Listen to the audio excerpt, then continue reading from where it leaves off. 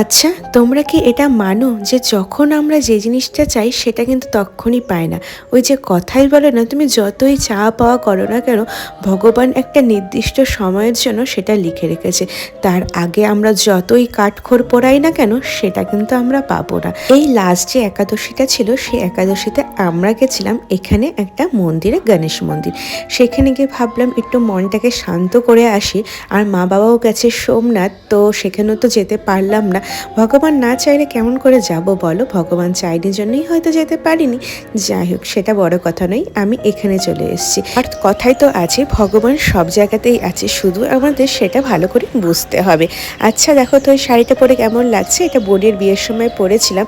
তো এখানে হয় মহাযজ্ঞ, সেখানেও একটা প্রদীপ জ্বালিয়ে নিলাম।